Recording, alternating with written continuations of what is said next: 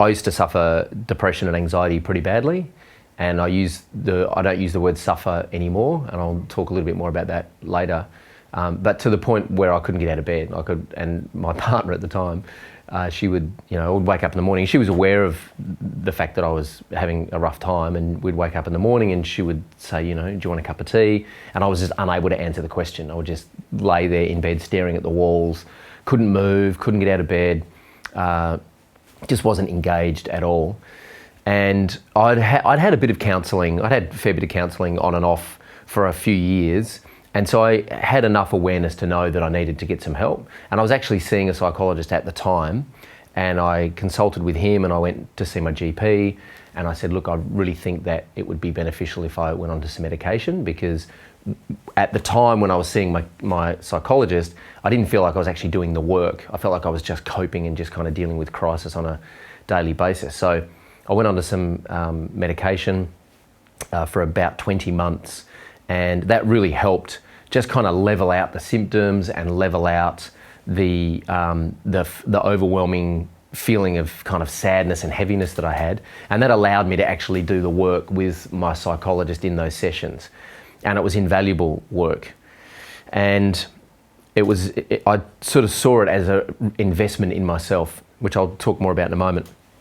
But it all kind of came to a head when I just come off the medication, and I'd been off the medication a few months, and I got a gig playing music on a resort up in northern Queensland on this tropical island, which sounds incredible. Like I'm going to be playing guitar and singing at the resort 5 nights a week on this tropical island in beautiful sunny Queensland, and it sounded like bliss. And I got there, and after a couple of days just completely fell apart because I was out of my comfort zone. I didn't have my routine. I felt isolated. I felt alone, and so what would happen is my anxiety, the way it manifested is I would wake up every morning with my stomach in a knot, and I used to explain it to my therapist like it was a black kind of matted knot of like intestine and organs, and it was just this black hole. And the visualization of that was actually a really important part of healing and dealing with it. So I'd wake up at, Queensland, the sun comes up pretty early, so I was awake at 5 o'clock every morning, my stomach was in a knot, and I couldn't move, and I felt paralysed by this anxiety. And about 3 or 4 days in to the gig on the island, I woke up with my stomach in a knot again, and I thought, you know what, I'm done. Like, I'm not going to wake up for the rest of my life with this feeling. It's awful. And I realised that I couldn't make the feeling go away. I couldn't just say, oh, well, no more, knotted stomach. It doesn't work like that. But the only thing I could change was what I did next. And so for me, getting up out of bed and starting to move my body was the only thing that really worked. So this one particular morning I woke up and I was so frustrated. It was like Groundhog Day. It was like the worst Groundhog Day. Wake up every morning, feel anxiety, stomach in a knot, can't move. And I thought, I'm done. I'm just going to get up and I'm going to go for a walk inland from the resort, go and explore the island.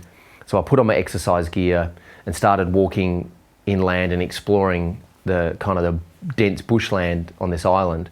And I found this dirt path, and I was walking along, and I had my iPod in. I was listening to some music, and as I was walking inland, I noticed these butterflies I started noticing more and more butterflies. And I started getting into this dense bushland, and I noticed there were hundreds of butterflies, until the point where I actually stopped because there was just like this wall of butterflies in front of me. And I just stood there, and I stopped, and I put my hands out, and all these butterflies just started landing on my arms and my hands and all over me. And they were the most beautiful things. And it was a real turning point for me, because that was when I really started my practice of gratitude. So I just realised I've got a lot to be thankful for. And I also had come to realise that it's really hard to be grateful and overwhelmed and anxious at the same time. It's really hard to be grateful and angry at the same time. If you're grateful, that's the state that you are. You become grateful, and it eases everything else. So I was just really grateful for this experience with these butterflies. And I turned around and started walking back towards the resort. So I'd been walking for maybe 45 minutes at this stage.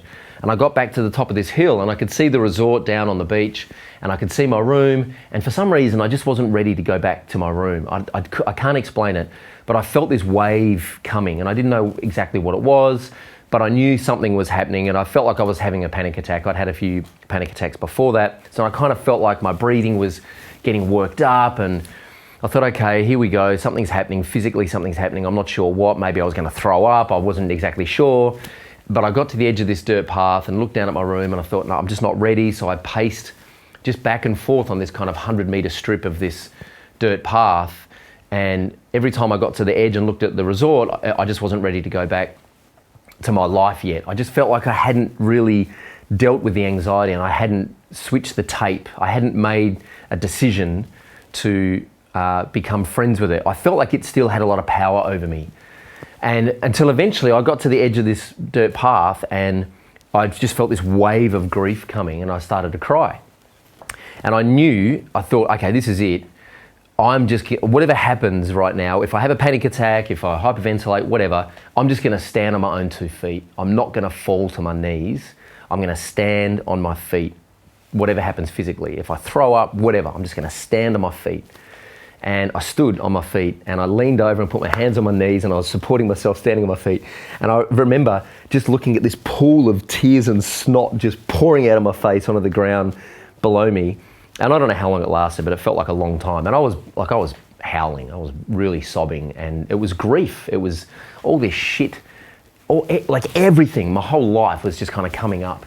And I was just grieving all this, all this stuff. And I eventually composed myself. I didn't hyperventilate. I didn't have a panic attack. I stood on my own 2 feet. I eventually composed myself, stood up, took a breath, kind of walked it off, shook it off, went back to my room, went back to my life. And, to this day, not every day, but to this day, a lot of mornings I will still wake up with that feeling in my stomach of anxiety.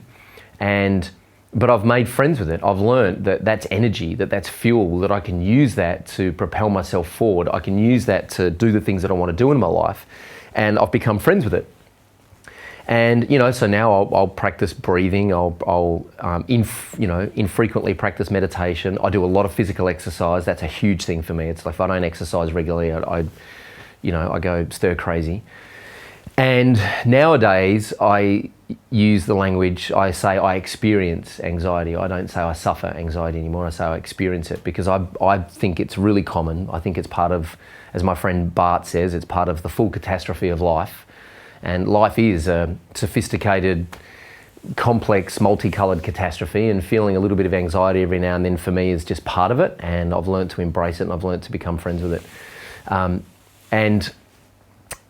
And also doing the work with my therapist over the years got me to a place where when you make friends with it, no one can take it away from you. When you are able to hit your pillow late at night and lay there in your own skin with your own thoughts and go to your happy place and feel really comfortable in your own skin, even though you've got anxieties and you've got imperfections and there's things that still kind of bug you, when you've arrived at that place because you've done the work on yourself, no one can take that away from you. And I remember when I was a kid riding my bike and taking the training wheels off for the first time, and my dad holding the back of the seat to steady the bike, and then eventually he'd let go of the seat and I'd be riding on 2 wheels. And that feeling that I've accomplished this on my own, and once you feel it, no one can take it away from you. And so that's what it feels like to me now. I feel a lot stronger and very comfortable in my own skin now because I've done the work.